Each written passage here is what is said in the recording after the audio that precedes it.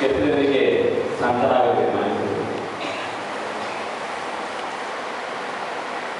ಕೆಲವರು ಆಡ್ತಾರೆ, ಕೆಲವರು ಮಜಾ ಆಗ್ತಾರೆ, ಕೆಲವರು ಆಗ್ಬೇಕಲ್ಲ ಅಂತ ಹೇಳ್ತಾರೆ. ಪ್ರಭುವಿಗೆ ಸಂತರಾಗೋದು ಬಹಳ ಸುಲಭ. ತುಂಬ ನಾನು ಹೇಳ್ತೇನೆ, ನಾವು ಸಂತರಾಗೋದು ಬಹಳ ಕಷ್ಟ, ಸಂತರಾಗೋದು ಬಹಳ ಕಷ್ಟ, ಅಯ್ಯೋ ಕಷ್ಟ ಗೊತ್ತಾ ಅಂತ ಹೇಳ್ತೀವಿ. ಆದ್ರೆ ನಾನು ಹೇಳ್ತೇನೆ ನಿಮಗೆ ಸಂತರಾಗೋದು ಬಹಳ ಸುಲಭ. ಹೇಗೆ? ಸುಲಭದ ದಾರಿ ಎಲ್ಲರಿಗೂ ಗೊತ್ತಾಗುತ್ತೆ, ಎಲ್ಲರಿಗೂ ಹೋಗಲ್ವ? ನೋಡಿ, 3 ಪ್ರಮುಖವಾದಂತಹ ಕಾರ್ಯಗಳನ್ನ ನಮ್ಮ ದಿನನಿತ್ಯದ ಜೀವನದಲ್ಲಿ ತಪ್ಪದೆ ನಾವು ಮಾಡ್ತಾ ಸಾಗದೆ ಖಂಡಿತವಾಗಿ ಸಂತರಾಗೋದಕ್ಕೆ ಸಾಧ್ಯ. ಯಾರಾದ್ರೂ ಇರುವಂತದ್ದು ನಿಮ್ಮ ಮೊಬೈಲ್ ಚಾರ್ಜ್ ಮಾಡೋದು ನಿಲ್ಲಿಸ್ಬಿಡ್ತೀರಾ? ಯಾರು ನಿಮ್ಮ ಮೊಬೈಲ್ನಲ್ಲಿ ಹಣ ಕಡಿಮೆ ಹಾಕ್ಬಿಟ್ರೆ ಅಥವಾ ಹಣ ಇದ್ದಾಗ ಹಾಕ್ಬಿಟ್ರೆ ಯಾರಾದ್ರೂ ಅದಕ್ಕೆ ಹಣವನ್ನು ತುಂಬೋದನ್ನು ನಿಲ್ಲಿಸ್ತೀರಾ? ಅಥವಾ ನಿಮ್ಮ ಮೊಬೈಲ್ ಬ್ಯಾಟರಿ ಕಡಿಮೆ ಆದಾಗ ಅದನ್ನು ಮತ್ತೆ ತುಂಬೋದನ್ನು ನಿಲ್ಲಿಸ್ತೀರಾ? ಅದನ್ನು ನಿಲ್ಲಿಸದೇ ಇರುವಂತಹ ನಾವು ಯಾಕೆ ಸಂತರಾಗುವ ಹಾದಿಯನ್ನು ಮಾತ್ರ ನಿಲ್ಲಿಸ್ತೇವೆ? ಕೆಲವು ವಿಷಯಗಳಲ್ಲಿ ನಮಗೆ ಪರಿಪೂರ್ಣವಾದಂತಹ ಅರಿವೆ, ತಕ್ಷಣ ಅದನ್ನು ಮಾಡಬೇಕು, ಅದರ ತಕ್ಷಣ ನಾವು ಮಾಡ್ತೇವೆ. ಕೆಲವು ಬಾರಿ ವಾಹನ ಓಡಿಸುವಾಗ ವಾಹನದಲ್ಲಿ ಪೆಟ್ರೋಲ್ ಕಡಿಮೆ ಆದರೆ ಎಲ್ಲಿ ಬಂಕ್ ಸಿಗುತ್ತೆ ಕೇಳ್ತಾ ಇರ್ತೀವಿ, ನೋಡ್ತಾ ಇರ್ತೀವಿ, ಸಿಕ್ಕಿದ ತಕ್ಷಣ ನಿಲ್ಲುತ್ತೇವೆ, ಹಾಕ್ಸ್ಕೊಳ್ತೇವೆ. ನೋಡಿ, ನಮ್ಮ ಲೌಕಿಕ ಜೀವನದಲ್ಲಿ ನಾವು ಎಷ್ಟು ಜಾಗೃತರಾಗಿ ನಮ್ಮ ಕೆಲಸಗಳನ್ನು ಮಾಡಿಕೊಳ್ತೀವೋ ಹಾಗೆ ಸ್ವರ್ಗೀಯ ವಿಷಯಗಳಲ್ಲೂ ಕೂಡ ನಾವು ಜಾಗೃತರಾದರೆ ಖಂಡಿತವಾಗಿಯೂ ನಾವೆಲ್ಲರೂ ಕೂಡ ಆ ಸಂತರ ಸಭೆಯಲ್ಲಿ ಒಟ್ಟುಗೂಡಿ ಪ್ರಯೇಕ ದೇವರನ್ನ ಕೊಂಡಾಡುವುದಕ್ಕೂ, ತುತಿಸುವುದಕ್ಕೂ, ಆನಂದದಲ್ಲಿ ಕಲಿತರಾಗುವುದಕ್ಕೂ, ಸವಿಯುವುದಕ್ಕೂ ಸಾಧ್ಯ. 3 ಮುಖ್ಯವಾದ ಕಾರ್ಯಗಳನ್ನು ಮಾಡಬೇಕಾಗಿದೆ. ಮೊದಲನೇದಾಗಿ ನಮ್ಮ ವಿಶ್ವಾಸವನ್ನ ದಿನನಿತ್ಯವೂ ಕೂಡ ರೂಪಿಸಿಕೊಳ್ಳುತ್ತಾ ಸಾಗಬೇಕು. ನಮ್ಮ ವಿಶ್ವಾಸ ರೂಪುಗೊಳ್ತೇವೆ. ನಮ್ಮ ವಿಶ್ವಾಸಕ್ಕೆ ಒಂದು ನಿರ್ದಿಷ್ಟವಾದಂತಹ, ನಿಖರವಾದಂತಹ, ಸ್ಪಷ್ಟವಾದಂತಹ ರೂಪ ಬರಬೇಕು. ಸಂತ ಪೌಲ ಹೇಳ್ತಾನೆ, ಕ್ರಿಸ್ತನನ್ನ ನಿನ್ನಲ್ಲಿ ರೂಪಿಸುವುದಕ್ಕೆ ನನ್ನನ್ನೇ ಪರಿಪೂರ್ಣವಾಗಿ ತ್ಯಾಗ ಮಾಡ್ತೇನೆ. ಕ್ರಿಸ್ತನನ್ನ ನಿನ್ನಲ್ಲಿ ರೂಪಿಸುವುದಕ್ಕೆ ನನ್ನನ್ನೇ ಪರಿಪೂರ್ಣವಾಗಿ ತ್ಯಾಗ ಮಾಡ್ತೇನೆ. ಹಾಗೆ ನಾವು ಕೂಡ ನಮ್ಮ ವಿಶ್ವಾಸವನ್ನು ರೂಪಿಸಿಕೊಳ್ಳುತ್ತಾ ಸಾಗಬೇಕು. ನಮ್ಮ ವಿಶ್ವಾಸ ಹೇಗೆ ರೂಪುಗೊಳ್ಳುತ್ತದಂದ್ರೆ ನಮಗೆ ನೂರಾರು ಜನರ ಉದಾಹರಣೆಗಳನ್ನ ಕೊಡ್ಬೋದು. ಎಲ್ಲರಿಗೂ ಬಹಳ ಚಿರಪರಿಚಿತವಾದಂತಹ ಉದಾಹರಣೆ ಅಂದ್ರೆ ಅಬ್ರಹಾಮ ತನ್ನ ನಿತ್ಯದ ಬದುಕಿನಲ್ಲಿ ನಿತ್ಯವೂ ಕೂಡ ದೇವರಿಗೆ ಪರಿಪೂರ್ಣವಾಗಿ ಶರಣಾಗುತ್ತಾ ತನ್ನ ವಿಶ್ವಾಸವನ್ನ ಗಟ್ಟಿ ಮಾಡಿಕೊಳ್ಳುತ್ತಾ ಸಾಗಿದ. ನೋಡಿ, ದಿನಕ್ಕೊಂದು ಮೆಟ್ಟಲನ್ನು ಕಟ್ಟುತ್ತಾ ಸಾಗಿದ. ಅಂತಿಮವಾಗಿ ತನ್ನ ಮಗನ್ನೇ ಬಲಿ ಕೊಡಬೇಕಾದ್ರೂ ಕೂಡ ಅವನಿಗೆ ಸಂತೋಷ ಇತ್ತು. ಯಾಕಂದ್ರೆ ದೇವರು ನನಗೆ ಕೈ ಬಿಡುವುದಿಲ್ಲ ಎಂಬ ಭರವಸೆ, ನಂಬಿಕೆ ಅವನಿಗೆ ಪರಿಪೂರ್ಣವಾಗಿದ್ದ ಕಾರಣಂದ್ರೆ ಅವನು ತನ್ನ ಮಗನನ್ನ ಸಂತೋಷವಾಗಿ ಕರ್ಕೊಂಡು ಹೋಗ್ತಾನೆ. ನೋಡೋರಿಗೆ ಯಾರು ಕೂಡ ಯಾಕೋ ಅಬ್ರಹಾಮ ಸುಮ್ಮನೆ ಅಳ್ದ ಹೋಗ್ತಾನೆ ಅಂತ ಯಾರು ಹೇಳಿದ್ರ? ಯಾಕೆ ದುಃಖದಲ್ಲಿದೆ ಅಂತ ಕೇಳಿದ್ರ? ನೋಡಿ, ಆ ಬೈಬಲ್ ಗ್ರಂಥದಲ್ಲಿರುವಂತಹ ಆ ಭಾಗವನ್ನು ನೀವು ಓದಿದಾಗ ಯಾರು ಕೂಡ ಅಬ್ರಹಾಮನ ನೋಡಿ ಕೇಳೋದಿಲ್ಲ, ಆದ್ರೆ ನೋವನ್ನು ನೋಡಿ ಕೇಳ್ತಾರೆ. ಯಾಕ ಪಟ್ಟಿಯ ನೀನು ಈ ನಾವೇ ನಾಯ್ಕಟ್ಟೇ ಇದೆಯಾ? ನಗಾಡ್ತಾರೆ. ಇಷ್ಟು ದೊಡ್ಡ ನಾವೇ ಮೇಲೆ ಬರುವಂತ ಮಳೆ ಬರ್ತದ? ನಗಾಡ್ತಾರೆ. ಆದ್ರೆ ನೋವ ನಗಾಡ್ಲಿಲ್ಲ, ನೋವ ದುಡ್ಡಿಗೆಟ್ಟಿಲ್ಲ, ನೋವ ತನ್ನ ತಾನೇ ಕಳೆದುಕೊಳ್ಳಿಲ್ಲ. ಯಾಕಪ್ಪ ದೇವನಿಂದ ಕಟ್ಟಕೊಟ್ಟು ಕೂತ್ಕೊಳ್ಳಿಲ್ಲ, ಬದಲಾಗಿ ಅವನು ತನ್ನ ವಿಶ್ವಾಸವನ್ನ ರೂಪಿಸಿಕೊಳ್ಳುತ್ತಾ ಮುಂದೆ ಸಾಗಿದ. ಎರಡನೇದಾಗಿ ನಾವು ಮಾಡಬೇಕಾದ ಬಹಳ ಪ್ರಮುಖವಾದ ಕೆಲಸ, ನಾವು ಸಂತರಾಗಬೇಕಾದ್ರೆ ನಮ್ಮಲ್ಲಿ ಬದ್ಧತೆ ಇದೆ, ಕಮಿಟ್ಮೆಂಟ್ ಅಂತ ಹೇಳ್ತೇವೆ. ಬದ್ಧತೆ. ನಾವು ಮಾಡಬೇಕಾದ ಕೆಲಸವನ್ನ ನಿಷ್ಠೆಯಿಂದಲೂ ಪ್ರಾಮಾಣಿಕತೆಯಿಂದಲೂ ಮಾಡಬೇಕು.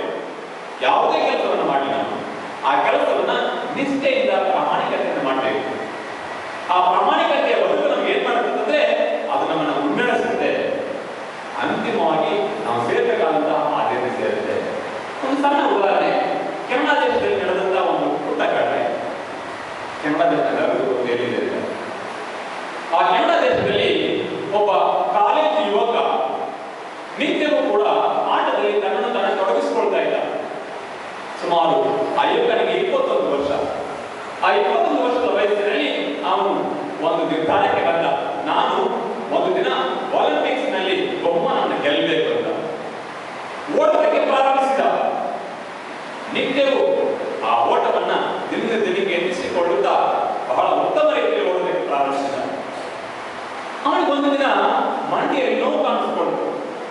ನನ್ನ ಸ್ನೇಹಿತನ ಬಳಿ ಹೇಳಿದ, ನಾನು ಪ್ರತಿದಿನ ಓಡ್ತಾ ಇದ್ದೆ, ಆದರೆ ಇವತ್ತು ನನ್ನ ಮಂಡಿ ನೋವಾಗ್ತಾ ಇದೆ, ಯಾಕಂತ ಗೊತ್ತಿಲ್ಲ. ನಾನು ಹೇಳ್ದ, ಯಾವತ್ತು ಇನ್ನು ಒಂದು ಬಾರಿ ವೈದ್ಯರ ಬಳಿ ಪರೀಕ್ಷಿಸಿಕೊಳ್ಳೋದು ಒಳ್ಳೆಯದು. ವೈದ್ಯರ ಬಳಿ ಹೋದು. ವೈದ್ಯರ ಬಳಿ ಹೋದಾಗ ವೈದ್ಯರು, ನೀನು ಇನ್ನು ಮುಂದೆ ಓಡ್ತಾ ನಿನಗೆ ಯಾಕೆ ಅಂತ ಕೇಳ್ತಾನೆ, ನಿನಗೆ ಕ್ಯಾನ್ಸರ್ ರೋಗ, ನಿನ್ನ ಮಂಡಿಯಲ್ಲಿ ಸಂಪೂರ್ಣವಾಗಿ ಕ್ಯಾನ್ಸರ್ ಆವರಿಸಿಕೊಂಡಿದೆ, ನಿನ್ನ ಕಾಲನ್ನ ಕತ್ತರಿಸಿ ಹಾಕಬೇಕು. 21 ವರ್ಷದ ಯುವಕ, ಆತನ ಮನಸ್ಸಿನಲ್ಲಿ ನಾನು ಒಂದು ದಿನ ಬಹುಮಾನವನ್ನು ಗೆಲ್ಲಬೇಕೆಂಬ ಹೆಬ್ಬಯಕೆ ಅವನಲ್ಲಿ ಒಡಮೂಡಿದೆ. ಅಂತಹ ಯುವಕನಿಗೆ ವೈದ್ಯರು ಹೇಳಿದರೆ, ನಿನ್ನ ಕಾಲಿನಲ್ಲಿ ಕ್ಯಾನ್ಸರ್ ರೋಗ ಇದೆ, ಅದನ್ನು ಕತ್ತರಿಸಿ ಹಾಕಬೇಕು. ಆಪರೇಷನ್ ಮುಗಿದಿದೆ, ಕಾಲಿನ ಕತ್ತರಿಸಿ ಹಾಕ್ತಾರೆ. ಅವನು ಆಸ್ಪತ್ರೆಯಿಂದ ಹೊರಗೆ ಬರ್ತಾನೆ. ಹೊರಗೆ ಬಂದು ತನ್ನ ಸ್ನೇಹಿತನ ಬಳಿ ಹೇಳ್ತಾನೆ, ನಾನು ಮತ್ತೆ ಓಡಬೇಕು. ಕೃತಕವಾದ ಕಾರಣ ಮಾಡಿಸಿಕೊಳ್ತಾನೆ. ಈಗ ನಾನು ಓಡುವಂತಹ ಓಟ ಬಹುಮಾನವನ್ನು ಗೆಲ್ಲುವುದಕ್ಕೆ ಅಲ್ಲ, ಬದಲಾಗಿ ನನ್ನ ಕೆನಡಾ ದೇಶದಲ್ಲಿ ಇರುವಂತಹ ಪ್ರತಿಯೊಬ್ಬ ಕ್ಯಾನ್ಸರ್ ರೋಗಿಗೂ ಕೂಡ ನಾನು ಏನಾದರೂ ಸಹಾಯ ಮಾಡಬೇಕು. ಆ ಕ್ಯಾನ್ಸರ್ ರೋಗದಿಂದ ನರಳುವಂತಹ ಪ್ರತಿಯೊಬ್ಬ ವ್ಯಕ್ತಿಯು ಕೂಡ ಅದರಿಂದ ವಿಮುಕ್ತಿಯನ್ನು ಪಡೆದು ಆತನು ಸಂತೋಷವಾಗಿ ಅಥವಾ ಆಕೆ ಸಂತೋಷವಾಗಿ ಬದುಕುವಂತಹ ಜೀವನ ರೂಪಿಸಿಕೊಳ್ಳುವುದಕ್ಕೆ ನಾನು ಏನಾದರೂ ಮಾಡಬೇಕು ಅಂತ ಹೇಳಿ ಓಡುವುದಕ್ಕೆ ಪ್ರಾರಂಭಿಸ್ತಾರೆ. ಬಹಳ ಜನ ಹೇಳ್ತಾರೆ, ನೋಡಪ್ಪ ಈಗಲೇ ನಿಮ್ಗೆ ಕಾಲು ಹೋಗ್ತಿದೆ, ಯಾಕೆ ಓಡ್ತೀಯ? ವೈದ್ಯರು ಹೇಳ್ತಾರೆ, ನೀನು ಓಡೋದ್ರಿಂದ ರೋಗ ಉಲ್ಬಣ ಆಗುತ್ತೆ, ನೀನು ಓಡಬಾರ್ದು, ನೀನು ವಿಶ್ರಾಂತಿ ಪಡ್ಕೊಳ್ಬೇಕು. ಆ ಯುವಕ ಓಡ್ತಾನೆ. ಒಂದು ವಾರ ಓಡ್ತಾನೆ, ಯಾರು ನನಗೆ ಗಮನಿಸುವುದಿಲ್ಲ. ಒಂದು ವಾರದ ನಂತರ ನೋಡ್ಬೇಕು ನೀವು, ಅಲ್ಲಿಯ ಟಿವಿ ಮಾಧ್ಯಮಗಳು ಸುತ್ತಾಗ್ತಾರೆ. ಅವನು ಓಡ್ತಾ ಓಡ್ತಾ ಓಡ್ತಾ ಓಡ್ತಾ ಒಂದು ದಿನ ಅಲ್ಲಿಯ ಪ್ರಧಾನಮಂತ್ರಿಯನ್ನು ಭೇಟಿ ಆಗ್ತಾನೆ. ಅಲ್ಲಿ ಹೇಳ್ತಾನೆ, ಸ್ವಾಮಿ, ನಾನು ಈಗ ಬರೀ $1,00,000 ಸಂಪಾದನೆ ಮಾಡಬೇಕಂತ ಬಯಸಿದೆ. ಆದ್ರೆ ನಿಮ್ಮನ್ನು ನೋಡಿದ ತಕ್ಷಣ ನನಗೆ ಏನಿಸಿದೆ, $10,00,000 ಸಂಪಾದನೆ ಮಾಡಿ ಕುಟುಂಬ ಕ್ಯಾನ್ಸರ್ ರೋಗಿಗಳಿಗೆ ನಾನು ಕೊಡ್ಬೇಕಂತ ಹೇಳ್ತಾರೆ. ಅವ್ರು ಹೇಳ್ತಾರೆ, ಬೇಡ, ಸಾಕು. ಆದ್ರೆ ನಾನು ಬಿಡೋದಿಲ್ಲ, ಮತ್ತೆ ಓಡ್ತಾನೆ. ಮತ್ತೆ ಓಡಿದ ನಂತರ ಅವನನ್ನು ಮತ್ತೆ ಆಸ್ಪತ್ರೆಗೆ ಸೇರಿಸ್ತಾರೆ. ಆಸ್ಪತ್ರೆಗೆ ಸೇರಿಸಿದಾಗ ಹೇಳಿದ್ರೆ, ನಿನ್ನ ಕಾಲು ಮಾತ್ರ ಅಲ್ಲ, ನಿನಗೆ ಈ ದೇಹ ಈಗ ಕ್ಯಾನ್ಸರ್ ರೋಗ ಆವರಿಸಿಕೊಂಡಿದೆ, ಆದರೆ ನಿನ್ನ ಓಟ ನಿಲ್ಲಿಸಬೇಕು. ಅವನ ಸ್ನೇಹಿತ ಹೇಳ್ತಾರೆ, ಏನು ಮಾಡಬೇಕು?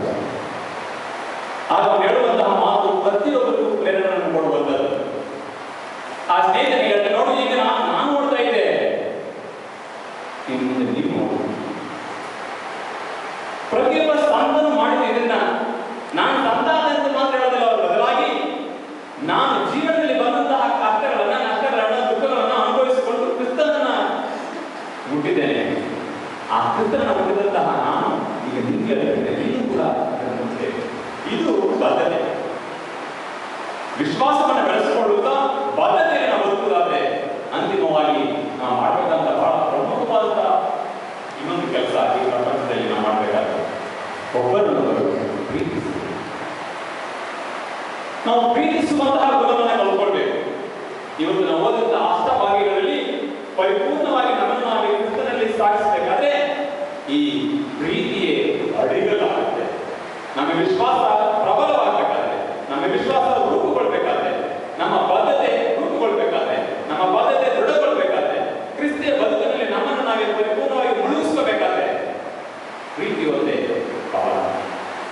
ಆ ದೈವ ಪ್ರೀತಿ ಮತ್ತು ಮಾನವ ಪ್ರೀತಿ, ನಮ್ಮ ನೆರೆಯವರ ಪ್ರೀತಿ, ಇವುಗಳನ್ನು ಮಾಡಿಯೇ ಸಂತಾನಂತಹ ವ್ಯಕ್ತಿಗಳಿಗೂ ದೇವರನ್ನು ಸಿಗ್ತಾ ಇದ್ದಾರೆ. ಅದರ ಬೇರೆ ಸಂತರಾಗುವುದು ಕಷ್ಟ ಅಲ್ಲ, ಸಂತರಾಗುವುದು ಸುಲಭ. ಅದಕ್ಕೆ ಬೇಕು ನಮ್ಮ ವಿಶ್ವಾಸದ ರೂಪುಗೊಳ್ಳುವಿಕೆ, ಅದಕ್ಕೆ ಬೇಕು ನಮ್ಮ ದೃಢತೆ, ಅದಕ್ಕೆ ಬೇಕು ದೈವ ಪ್ರೀತಿ, ನಮ್ಮ ಪರ ಪ್ರೀತಿ. ನಾವು ಯಾವಾಗ ಈ ಮೂರನ್ನು ಮರೆತುಬಿಡ್ತೀವೋ ಆಗ ಖಂಡಿತವಾಗಿ ಸಂತರಾಗುವುದು ಕಷ್ಟ.